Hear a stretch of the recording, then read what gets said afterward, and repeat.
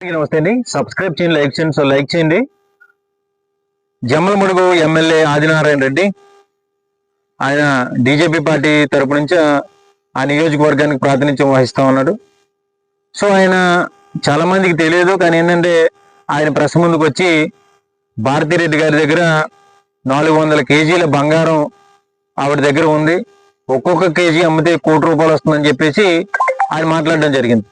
So అలాగే జగన్మోహన్ రెడ్డి గారి గురించి కూడా, జగన్మోహన్ రెడ్డి గారు తొందరలోనే జైలుకి వెళ్ళిపోతారు, ఆయన రాజకీయం ప్రస్థానం ముగిసిపోతుంది, ఆ పార్టీ అనేది చిన్న భిన్నం అయిపోతుంది, ఆ పార్టీ అనేది లేకుండా పోద్దని చెప్పేసి ఈ ఎమ్మెల్యే స్థాయిలో ఉన్నటువంటి జమ్మలమడుగు ఎమ్మెల్యే అయినటువంటి ఆదినారాయణ రెడ్డి గారు మాట్లాడడం జరిగింది. సో ఆయన గతంలో వైసీపీలో కూడా ఉండడం జరిగింది. ఆయన వైసీపీలో ఎమ్మెల్యేగా గెలిచి వెంటనే చంద్రబాబు నాయుడు గారి పార్టీలోకి వెళ్తే ఆయనకు మంత్రి పదవి ఇవ్వడం, మళ్ళీ ఆ పార్టీలో అయినా సరే ఆయన ఉన్నారంటే ఆ పార్టీలో కూడా లేకుండా ఆ పార్టీ నుంచి ఆ పార్టీ ఓడిపోయిన రెండో రోజే 2019లో అక్కడి నుంచి మళ్ళీ బీజేపీలోకి వెళ్ళడం, ఇదంతా కూడా జరిగింది.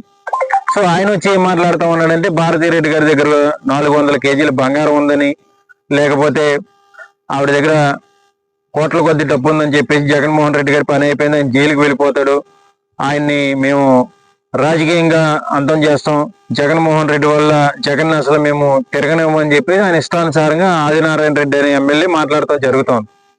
సో నిజంగా ఏంటంటే భారతిరెడ్డి గారి గురించి ఒకసారి మనం చూసుకుంటే ఆవిడ నిజంగా ఎంతో సింప్లిసిటీగా గత ప్రభుత్వం అధికారంలో ఉన్నప్పుడు, అంటే జగన్మోహన్ రెడ్డి గారి ప్రభుత్వం అధికారంలో ఉన్నప్పుడు ఎక్కడ కూడా అధికారాన్ని దుర్వినియోగం చేయకుండా ఆవిడ వ్యవహరించినటువంటి తీరు అనేది అందరికీ తెలుసు. సో ఎక్కడైనా సరే జగన్మోహన్ రెడ్డి గారి విషయాల్లో కానివ్వండి, ప్రభుత్వానికి సంబంధించినటువంటి విషయంలో కానివ్వండి, ఆవిడ ఎక్కడ కూడా ఎంటర్ అవ్వలేదు. సో అలాంటి వ్యక్తిని తీసుకొచ్చి ఈ జమ్మలమడుగు ఎమ్మెల్యే ఆదినారాయణ రెడ్డి అనేది ఈ విధంగా మాట్లాడడం అనేది ఆయనకి, ఆయన వయసుకి, ఆయన పదవికి కూడా మంచిది కాదు. అలాగే ఆయన మాట్లాడితే ఏమంటా ఉన్నాడంటే, ఎవరైతే వివేకానంద రెడ్డి గారి హత్య జరిగిందో ఆ హత్యలో భారతిరెడ్డి గారు కూడా ఉన్నారని చెప్పేసి ఆయన మాట్లాడడం జరుగుతుంది. సో నిజంగా ఎక్కడైనా సరే ఒక మహిళ అనేది ఎక్కడ కూడా హత్య అనేది చేయరు. సో ఆయన మాట్లాడుతున్నటువంటి తీరు ఎలా ఉందంటే భారతిరెడ్డి గారే చేయించారని చెప్పేసి ఆయన మాట్లాడటం జరుగుతోంది. సో దాని మీద సిబిఐ దర్యాప్తు చేయాలని చెప్పేసి ఆదినారాయణ రెడ్డి గారు మాట్లాడటం జరుగుతోంది. సో ఆల్రెడీ ఏంటంటే సార్, ఆల్రెడీ సిబిఐ దర్యాప్తు అనేది జరుగుతూనే ఉంది, మీరు స్టేట్మెంట్లు ఇచ్చేటప్పుడు ఒకసారి చూడగలగాలి, దాని మీద ఆల్రెడీ సిబిఐ దర్యాప్తు జరుగుతున్నా, సిబిఐ దర్యాప్తు జరగాలని చెప్పేసి ఆయన కోరుతూ ఉన్నాడు. సో ఏంటంటే నిజంగా ఆ విధంగా ఆయన ఎమ్మెల్యేగా ఉండి ఒక బాధ్యతకరమైనటువంటి పదవిలో ఉండి మాట్లాడడం అనేది కరెక్ట్ కాదు. అయితే ఏంటంటే మొన్న ఏదైతే జగన్మోహన్ రెడ్డి గారు కృష్ణా జిల్లాకు వెళ్ళి రైతులకి గిట్టుబాటు ధర, పంటకి నష్టం కావాలని చెప్పేసి రైతుల పక్షాన మాట్లాడడం జరిగింది.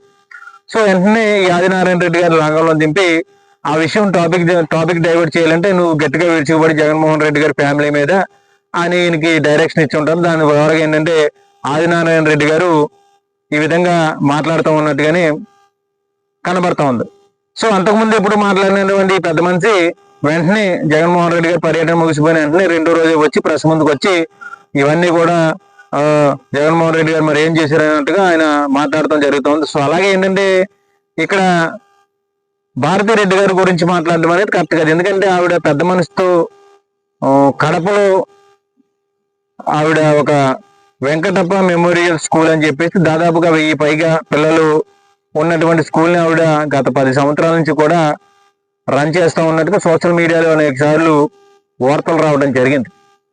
ఆ స్కూల్కి ఆవిడ వారానికి ఒకసారి వెళ్ళడం, పిల్లల్ని వాగశ్యామలు కానీ స్కూల్ మేనేజ్మెంట్ కానీ అన్నీ కూడా ఆవిడే చూసుకుంటూ ఉంటారు. సో మొన్న రీసెంట్గా వైఎస్ రాజారెడ్డి గారి జయంతి సందర్భంగా ఆ స్కూల్కి వెళ్ళి ఆ పిల్లలతోటి జగన్మోహన్ రెడ్డి గారు, భారతిరెడ్డి గారు టైం స్పెండ్ చేయడం కూడా జరిగింది. సో అలాంటి మంచి వ్యక్తుల గురించి, వాళ్ళ కుటుంబాల గురించి ఈ విధంగా ఆదినారాయణ రెడ్డి గారు మాట్లాడడం అనేది కరెక్ట్ కాదు.